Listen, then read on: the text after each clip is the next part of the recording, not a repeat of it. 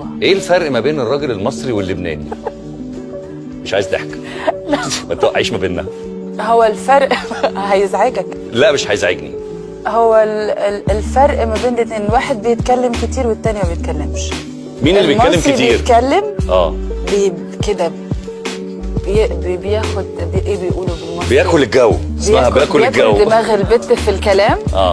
من الاول كده هعمل لك حاجات دي وانتي. الراجل اللبناني بقى ما عندوش وقت عشان هو عايز يعمل شوبينج، حاجات اهم من الكلام، ساعة، هدوم، شكله ازاي، مفيش وقت للكلام. تبقى هي عايزه يعني تعمل مجهود في لبسها وفي شكلها زي الستيليتو اللي احنا بنشوفه المسلسل ده، بتبقى على اوكي. يعني انت تقدري تقولي ان الراجل المصري حرش، بيتكلم وبينكش وبيعمل ايوه حرش، ايوه